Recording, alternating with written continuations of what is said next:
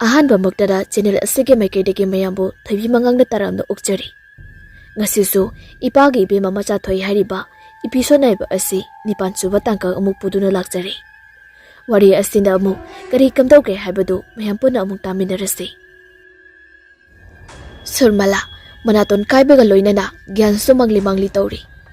Mahagna uriba asi maka adudagi thoibina sitla duna mahag tamna lakliba aduni. Matam aduda mamay mamit ina pungtay tayraba Surmala mahakso sitla duna ka adudagi thokna napatawi. Amuk handuna yenglubadadi thoibi adu kangkadagi thoraptuna leptuna mangonda yengduna lairami. Aduga masa adu chapthara tawna mahaki maikay tamna jangsilai. Surmala yang wana mahaki mapuroiba adubu kapna kawi. Adubu rajasti hidaksa kiba kaya adugi reaksana pot taba makai tumthakri. Aduna karimasta takhidri. Mahakna kapna kauriba asi tarabuiningi amu rajesna yawonlakpa asidadi. Adubu upai laitrabanina Surmala yamna wana thongjin phawdi hentorakli. Makung aduna tawduna thongaduchu insinduna masa mathanda lo odu tahangri. Maduda Surmala sitlaga medical gi kit habliba upu aduda yalaga hugalaklaga first aid kit odu lawthoi. Aduga mama memittu chamthoi. Adubu leifatringai amuka aduda mapuroiba adu awafamda taramlali haiduna Surmala amu ngawping ka adugi thongodu hangnana bahonare. Adubu pak hek amu hangba yadri. Surmala handakti akibadagi hendoktana mapuroibagi damak pakatpa phawrae. Ngehak akiba amadi anaba ngawbana maram oiraga mapuroibagi bab oirudabani. Adubu hauzikti thongasi kana namduna yenglabaso hangdo uyaraktaba asidadi Surmala araiba makai sakti sidana duna thongodu hangnana bahonare. Laibak phabadagi thongodu masa mathanda hangdore. Adubu ka asidadi mai thalamdri. Surmala mamai mamit adu phi amana taithokduna mahaki nupabu kauba hawrae. Aduga mai aduso phat thanba matamdadi mahaki nupa leiramdri. Surmalana amuka hena mi paiba hawrakle. Hanjin kauraduna ka adudagi kuheng yengbaso uraktaba aduda kaplau lauba hawrakle. Aduba ikhang khangawdana walda attest tawduna leiriba upu adugi thongodu nama tapna hangtorae. Surmala thong hangdorokpa adu yenguba matamdadi manungda karigumba ama leiba malakhe. Aduna maram oiraga Surmala upudugi manakta sangsinduna thongadu namaga hangdoi. Adubu Rajeski puri khongraw ngaktamak yanduna leirambanina karisu udi.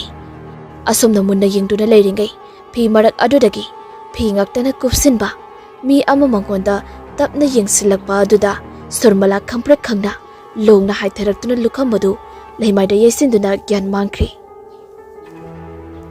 Somdadi kari thabak nobu khangdri bijoyna tawriyasi.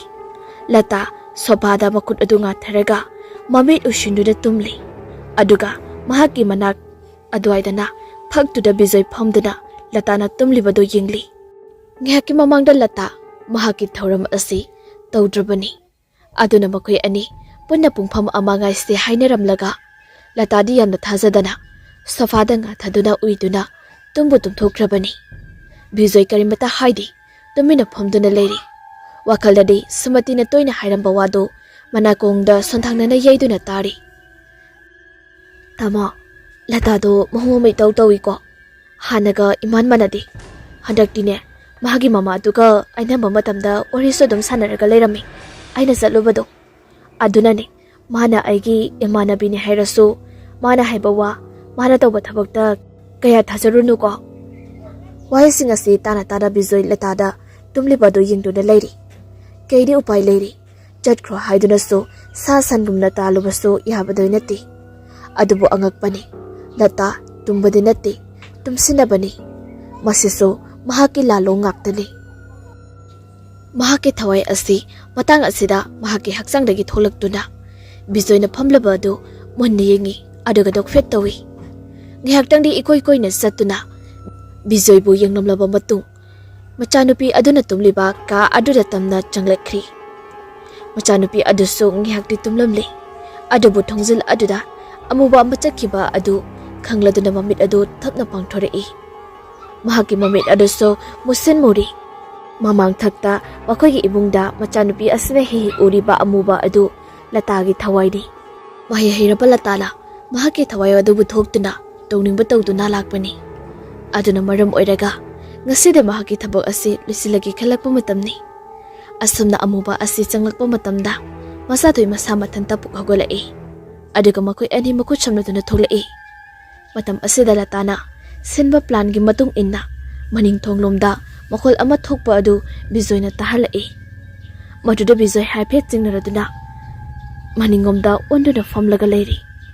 Mikup asi maktada yamna haisingna sinba amuba thawai asina MACHATHOIBU makusamna ka asidagi thokri.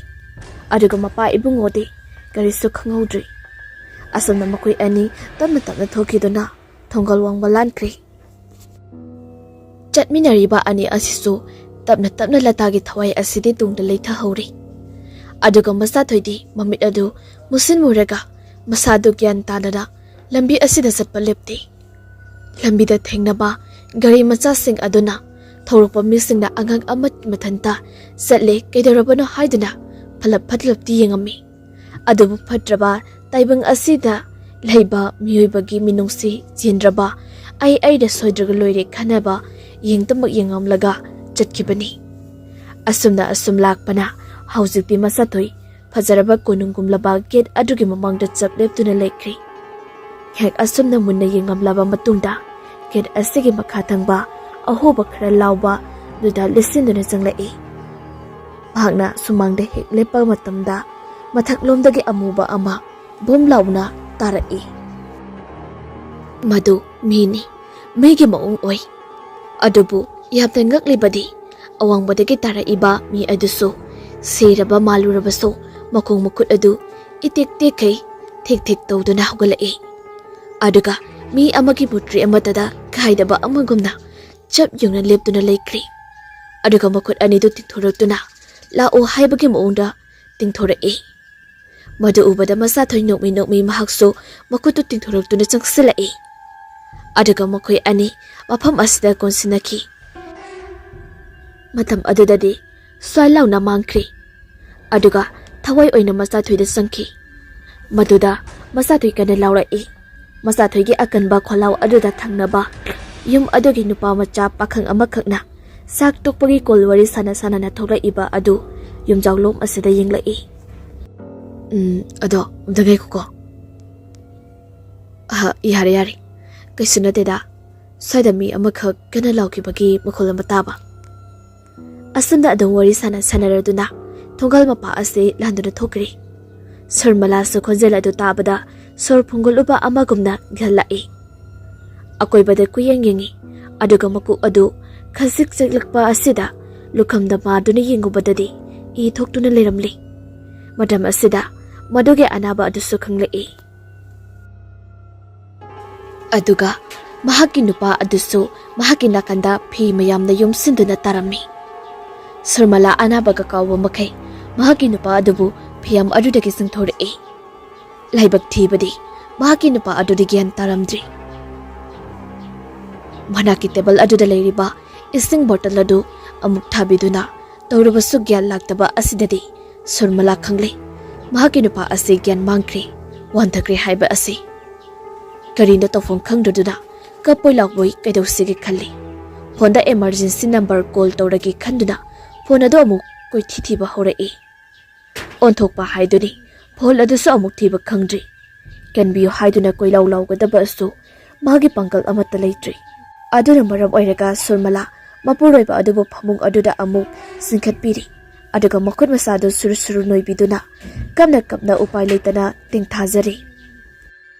Aduga somdana samang asida angang nupi macha MACHATHOIdo mamit musimuba asiga loinana mangol mathakta ka khalai. Matam asida mai phut taromba aduso pungmumutkri. Aduga Sarmala kaplambadagi mihul adu amu chongkhalai. Invider adu thagat ki tawba matamda aduso amu yadri. Upai leitraduna table lem adu khak thanduna ka asida kaploduna leiri. Bijoy ngasi de akibadi thoina phaudi madugi mahut latagi maung asida hena dumna khoiran khoisaw na halle koina latana tumdana leithokiba asida kaidoramano haiduna bizuina bahak po haudo e maduda gauping lata adu asumna khumai e aide nungaida tumthore dada pungbu kya targi pangthengdi thengdri 12 tarakadori ho adubudi thengzala isinabudi phaida karige natrade khoina thaba pangthokadori se yaroi dorini ado haunuba torasi ngasina kamdogodoino kamaina amuk togdoino haurase kamaina tawse haino tawbobudi ngarangi tuga adumana doini aduda ngasidi asetpa thabak ama tawdoini na khara sathiba mongdi oirani ase haidani yamna hainadaba akiba miying amaga loina nam noksalai bizai haipeti hainadaba phawi adubu apaba thabak tawgodoini haibagi wakalda karimata hainadi hainadraso hainadana poloi setpina yetum aduna poloi adu mokhwangi akoibada koina phosilakpada kainagi mabuktasu lengsinba aduda kaina adudi khangzadabanina haunabi oira malik khanduna karimata haidana adumong makhatana phosinbadu unsa loina yawi haibagi matagum ngasi bijoina tawriba ase mahaki thoina khangzaba nati phabu pharabadi khanduna latana tawba khudimak yaribani adubu ngasidi moong khara hongse haiduna latana haibagi matung inna bijoi chakomdagi thangsori du puduna yumjai asida lakli lata kadomdagi no khanghaude mahake pukseptagi champra amaga yetum kharaga puthore aduga makhatana haire lang amuba amaga yende makak amaga pami nangbu leigadro leini yendem du sumani da hobani adu hosipu maka ama hekpa nungaigadro karisu kairida adudi ai he ukigi ase hairamduna bidoi toslight adu tawraga maningomda thoklai adubu latagi ming adudi kisuki haisu hinadi aduga singsu sinarabani tawda yadrabani khanduna bizoi maning thongodo hangdo ahingba nungsina sisilakpada bizoi masadu ing lawi masadu nungai yendem hoba marik asida singai aduga pakthaduna heki tawringai tunglomda kanano masamduna chatkiba manba aduda bizoi nongkhalaktuna toslight adu kap tuna akoibadu yengai adubu karisu odi bamna oira male haiduna yende makadu hektuna sanglakli aduga thongi pona adu chejet lonsilamaka changai mahakna sanglakpada lata mahaki makutta pairiba champra adu yetum aduna thillaga lang amuba duga tawraga semliba adu ubada bizai haipeti singli magong adu mi amage sakam semakadaba mali champra aduge akoibada samhohanba amagi baongda yetumgi lang adu lenglaga semli aduga amo thangsori aduna mamai mamit adu khetuni sinbiri loirakpada bizoina he uba yende maka aduna makhong makut sem saduna hausukti mi amaga saktam chap manana semba loikre matam asida lata nom inomi tawduna asam hairei kai malese bizoi karimata khumde adubu lata di wa maka adam tarei si mi abagi hakjangni masida aina nagi imung sida nan makai yetuna leiriba thawai adu kaudoini aduga hakjang asida changhan khraba matungda aina mathau mangam pangthokpa amagumna tawduna potloi gadoini matamda nangi nungaitaba pumbado kokladoinida waise haijara pasu bijoidi kya thajadribani maramdi jingnaba ase asum hengalaklibana aduba tawriba tharum aside makha asum chatharei lata leiba makha dramutri ama thammi aduga akoibada lei khara singli aduga amuk pukseptagi amukasu mikur khra lokthorei aduga akoibada thaduna maikhu khuba horei maikhu adu asum kuruktuna hausatika ase maikhu tanangai silakli bizai maikhu sing asida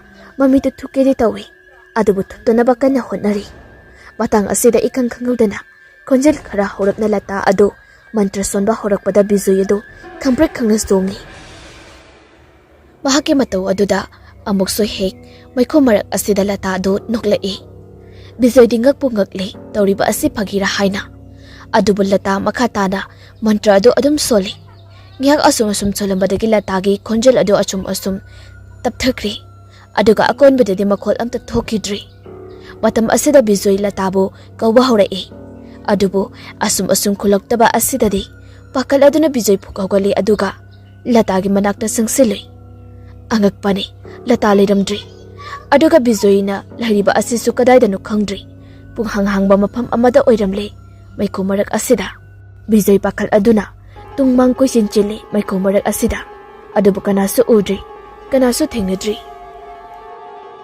Mahakna kanda mahak putanaba kaurabaso kanagumba amata khumlaktri. Aduga somda lata hobe yamna pakhana mahaki mantra adu maning handuna thiri. Maramdi mahakna soliba mantra asi onakri. Bijoybu aki akhang tawduna awa ana tanaba songadaba mantra adu ona tainana sonjankri. Aduna maram oiriga bijoy atopa sangsar amada mahaki thawai chatkri. Latana pakhaliba asi bijoyna chatliba sangsar asi MACHATHOIGI manakta yongna chatpa ngamba sangsarni. Aduna maram oiraga lata hobe mahaki mantra adubu panthaba tawdana maning handuna theri. Bijoy asum chelambadagi maingal ama arapada phaurai. Maduda bijoy hena yangna chinsilai. Khara asum naksilakpadagi mahakna hana ukhraba ama oina urai. Uraga hena changsalubadadi mahakna uriba ado yumjau phajabada oiramli. Madu ubada bijoydi hena angakpa oikre. Karigidamak mafam asida mahakna masi uribano khaladuna get asawadu dongdong thilli. Somdana dongdong thilakpa asida taraduna MACHATHOI mamai adu fatlai thorei. Sauningboy lakpoi amuk fat onsen khiduna yumjau aduda changkhri. Aduga bijoy su sum thilamadagi namkhaiduni yengi. Adubu mangonda mateng pangakpa oina gate adu manungdagi mathanda hangtorei. Maduda bijoy khonglai thuni sinsilai. Aduga handakti mamang thong asi namgi tawruba matamda masa matana thong adu hangtoraktuna imungda tusinduna tai. Matamduda uri mahaki hek mamangda khara lapna nupi macha amana makuda teddy bear ama paiduna mangonda sauna yengliba adu. Madu ubada bijoy tapna hugulaktuna kanana haiduni yengi. Adubu mamitu soktoktuna yenguba matamdadi mahaki macha nupi adu akiba phibam amada mangonda leptuni yengakpa oiramlei. Matam asida bijoy macha nupi adubu kauruduna sinsilai. Manak yoromdaida bijoy uprang uplaga tui. Adubu makutuna di macha adubu lamli. Phanglamdai mikup asida bijoy tunglumdagi kanagumba amana soro singba haurai. Matam asida bijoy kana macha nupi bu lau khongduna kawi. Aduga phidring songi. Asumna soro chingduna singthorakpana. Haujikti yum asidagi sum lau thoraktuna ahangba malangda paiduna leiri. Matam asida amukka hena macha nupi bu kawrduna bijoy adu sor phungkatluba amagumna wakhal lakli. Manakta lata adu phamduna mahakna gyan lakpa ngaiduna ising thaknaba pirei. Bijoy ising adu thakna sumna hairei. Lata MACHATHOI leibrana amukta yengo. Lata wakaldadi khalle machanupi yumda leitre haibasi khanglabaso khangdaba saduna pakhasaduna ka adu jansilai makhuyani. Adubu leiramdaba asidadi bijoy mihul chekhatkri. Mafam asi thadoktuna bijoyna rajeski yumda chatnana bahairei. Adubu latanadi mahaki thauramdi loidri haiduna ayit pirei.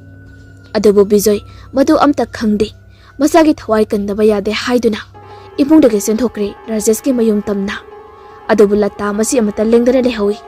Aduga machinda asumna parap solai. As ahibsibu kadamdagi phaijalakpa wakhalno tabakse loina mahek mahalida. Aina tawgi khaliba tabakse loina mahek farta halida. Hojikpo aibo kamaida bijoy sibo lama khangda khamludoino ba. Hoi dehe aigi khongburoi meyam ama leirisibu. Asi haiduna pena nokli. Mahaki minok aduda yum asida sekpi kaya maruma kopai paiduna makhel langi. Aduga ngihak leiraga sekpi sing adu Bijaygi maikai tamna loinamak paikri. Surmala mapizadum tazum taba makai. Ngasidi makhoina tawjaruba pap khudimakto phangle. Kheldubada mapuroiba adubu matam bakta pamkhatuna kapli. Moida mo yan abagtadi taro kay tawbagi. Ngasidi ay ko en yaro iba mikupto. Oiga tawruba pali. Isa hatpagi pa na ngasidi thawai manga dawri. Imaki ichasu yokpu phangjadre. Aduga isa sakna yokliba adugi tawhaidraba thabaksing adugi papna ngasidi. Mikup asida loina magba haibadu oiga dawri ko. Asumna kapna leiramba aduda stair aduda kananaw makakhalakpagi makhol tabada kaplambadu chap lepi. Table lem adu khaktani ka asida kya ngandabanina surmala kiraba sukina sugat tuna kuyeng yengli. Nupi adu kigali adubu handaki matang asida de kiba hemalabasu upai letrabanina kuyeng yengi kari tawrakadabano haibadu. Khongthang makhol adu khera taramlaga amuk chap lekri. Ngihak leiraga amuk mathakki floor aduda dongdong kanana umachetpagi makhol amuk tarai. Aduga ngihak leiraga thangnaba ka adugi makholda amuk tarai. Matam aduda phanglang lamsinduna leiba phaklang adugi uhangbada nupi macha amada uhanganglakpadu tarai. Maduda surmala phaklang aduda manakung adu napsinduna tari. Wahai ado asumna hairai. Ima, ai kaurabo. Aina di ima baba su kaudriye. Ado, ai ki ma do, nang sunatana. Asana khanglaw laga, paglangda phalang na sungkhalaktuna, thomjilakpada, surmala khangprak khangna chungkhali. Phangna asuna chungkhalakpa aduda, Rajesh tu mamit ado pangthoktuna leiramli. Madu ubada surmala sangsilaktuna hangai. Tamo, gyan tarabo. Si, aingunda samo. Mapamsidagi ibani thokrasi. Ha, kaidawragi. Rajesh de gyan phajana amta tadrabani. Aduna khangdraduna hanglaklini. Adubu surmalana di pakhatna ka aside thoknaba hairaga kanna bapureba puthoknaba hotnari. Aduga Rajesh mahaki nupigi makoktagi senthaira iba I adu hek thingnaruri. Maduda singdana hangai. Kaidawragi kadagi inuse. Se aduga lairi amukta thoknaba tawse. Asana namduna surmala mahaki nupa adubu samduna ka adudagi thoklai. Adubu handakti ka ase pumamamli. Ngasigidi matang asida wari asti loijari. Hayeng amu makha amu pudon laksagi.